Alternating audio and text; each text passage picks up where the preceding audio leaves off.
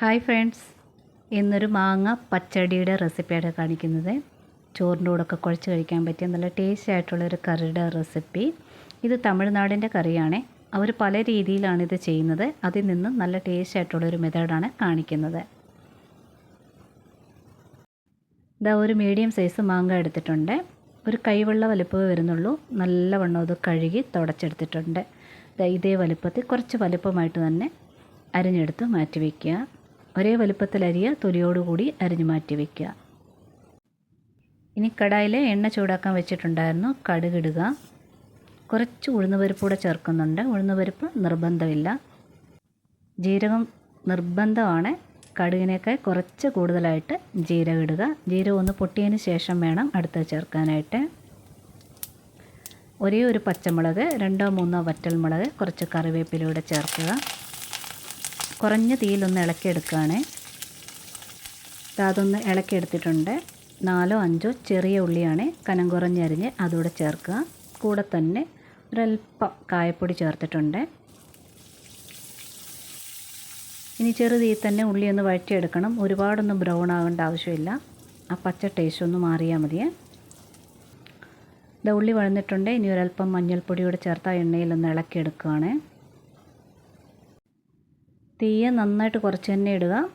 ഇനി ഒരു 3/4 സ്പൂണോളം മുളക് പൊടിയാണ് ചേർക്കുന്നത്. അതിൻ്റെ നേർപകുതി മല്ലിപ്പൊടിയാണ് ചേർക്കുന്നത്. മല്ലിപ്പൊടി ഒട്ടും കൂടുതലാവരുത്.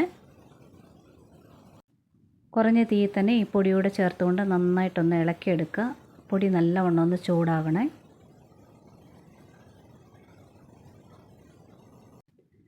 പൊടിയൊക്കെ നന്നായിട്ട് ചൂടായിട്ടുണ്ട്. ഇനി മാങ്ങ ചേർക്കുക. മാങ്ങയും കൂടെ ചേർത്തുകൊണ്ട് ആ ചെറു തീയിൽ തന്നെ ഒരു 15-20 സെക്കൻഡ് നേരത്തെ ഒന്ന് ഇളക്കി കൊടുക്കണം. ഈ കറി കഴിവതും മൺചട്ടി തന്നെ ചെയ്യാൻ നോക്കുക. നല്ല ടേസ്റ്റാണ്. മൺചട്ടി ചെയ്യുമ്പോൾ ഒരു പ്രത്യേക ടേസ്റ്റ് ഉണ്ട്. മാങ്ങ ചെറുതായിട്ടൊന്ന് വഴന്നിട്ടുണ്ട്. ഇനി ഇതിൽ വെള്ളമാണ് ഒഴിക്കേണ്ടത്. ഒരു 1.25 ഗ്ലാസ് വെള്ളം ഒഴിച്ചിട്ടുണ്ട്. ഇനി പാകത്തിനുള്ള ഉപ്പ് ചേർക്കുക. നന്നായിട്ടൊന്ന് മിക്സ് ചെയ്തെടുക്കണേ.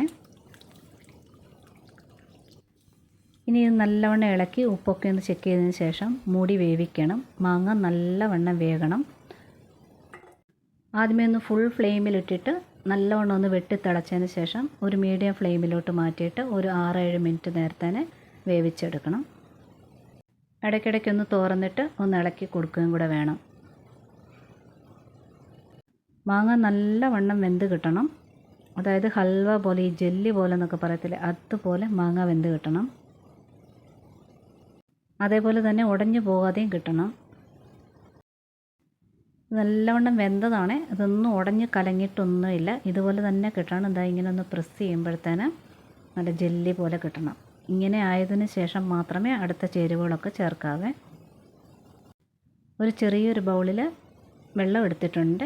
2 സ്പൂൺ ഫുള്ളായിട്ട് ശർക്കരപ്പൊടി ചേർത്തിട്ടുണ്ട്. ഇത് വെള്ളത്തിൽ കലക്കുന്നത് ശർക്കരയിൽ എന്തെങ്കിലും കല്ലുണ്ടെങ്കിൽ ഒന്ന് അടിയിലൊന്ന് അടിയാൻ വേണ്ടി മാത്രമാണ്. നിങ്ങളുടെ മാങ്ങയുടെ പുളിപ്പനുസരിച്ച് ചിലപ്പോൾ 2-3 സ്പൂണൊക്കെ ചേർക്കേണ്ടി വരും. അതിനനുസരിച്ച് ചേർക്കുക. കല്ലൊന്നും ഇല്ലെന്ന് ഉറപ്പുണ്ടെങ്കിൽ ശർക്കരപ്പൊടി ഡയറക്റ്റ് കറിക്കകത്തോട്ട് ചേർത്താലും മതിയേ. ഇനി നല്ലവണ്ണം ഒന്ന് യോജിപ്പിച്ചെടുക്കണം. തീ ഒരു മീഡിയം ഫ്ലെയിമിലോട്ടാക്കി ഒന്ന് നല്ലവണ്ണം തിളയ്ക്കാനായിട്ട് വിടണം. ഇനി ഈ പുളിയും മധുരവും എല്ലാം കൂടെ നല്ലവണ്ണം ഒന്ന് മിക്സായി കിട്ടണം. ഈ ശർക്കര ചേർത്ത ഉടനെ തന്നെ ചേർക്കേണ്ടത് ഉലുവയാണ്. വറുത്ത് പൊടിച്ച ഉലുവപ്പൊടി ചേർക്കണം. മിസ്സാകരുത്. ഇത് പ്രത്യേക ഒരു ടേസ്റ്റ് കൊടുക്കുന്നതാണ്. ഇനി ഒരു മീഡിയം ഫ്ലെയിമിലിട്ട് ഒരു 4 മിനിറ്റോളം ഈ ടേസ്റ്റ് എല്ലാം കൂടെ ഒന്ന് നല്ലവണ്ണം യോജിക്കാൻ വേണ്ടി ഇളക്കി കൊടുത്ത് വേവിച്ചെടുക്കുക. ഒരുപാട് പൊടിയൊന്നും ചേർക്കാത്ത കാരണം ഈ കറിക്ക് കൊഴുപ്പ് കാണത്തില്ല. ഇനി കൊഴുപ്പ് കൂട്ടാൻ വേണ്ടി ചെയ്യുന്നതാണ് അടുത്തത്. ഉപ്പും പുളിയും മധുരം എല്ലാം ഈക്വലായിട്ട് അടങ്ങിയിട്ടുള്ളൊരു കറിയാണിത്. ഈ കറിക്കിപ്പം കൊഴുപ്പൊന്നുമില്ല. ഇനി കൊഴുപ്പ് കൂട്ടാൻ വേണ്ടിയാണ് ചെയ്യുന്നത്. ഒരു 1/2 സ്പൂൺ അരിപ്പൊടി എടുത്തിട്ടുണ്ട്. ശകലം വെള്ളം ചേർത്തൊന്ന് കലക്കിയെടുക്കുകയാണ്. ഇനി ഈ തിളച്ചുകൊണ്ടിരിക്കുന്ന കറിക്കകത്തോട്ട് ഒരല്പം ഒഴിച്ചാൽ മതി. ഞാനിപ്പോൾ 1/2 സ്പൂൺ എടുത്തിട്ടുണ്ടെങ്കിലും അതിൻ്റെ അത്രയും ഒഴിച്ചിട്ടില്ല. അതിൻ്റെ ശകലം ഒഴിച്ചിട്ടുള്ളൂ. അത്രയ്ക്കുള്ള കട്ടി മതി. കാരണം തണുത്ത് കഴിഞ്ഞതിന് ശേഷം ഇതൊന്നുകൂടി ഒന്ന് കട്ടിയാകും. അതിനനുസരിച്ച് കുറച്ച് ചേർത്താൽ മതിയേ. ഇത് കുറച്ച് തിക്കായിട്ടുണ്ട്. ഇത്രയും തിക്കായാൽ മതി. തണുത്തതിന് ശേഷം പാകത്തിനുള്ള കട്ടിയായിക്കോളും കറിക്ക്. ഗ്യാസ് അങ്ങ് ഓഫ് ചെയ്യുവാണേ. കറി തണുത്തതിന് ശേഷം കുറച്ചുകൂടെയൊക്കെ എണ്ണ തെളിയും, കുറച്ചുകൂടെയൊക്കെ ഒരു ഡാർക്ക് കളറാവും, അതുപോലെ പാകത്തിനുള്ള കൊഴുപ്പും ആവും.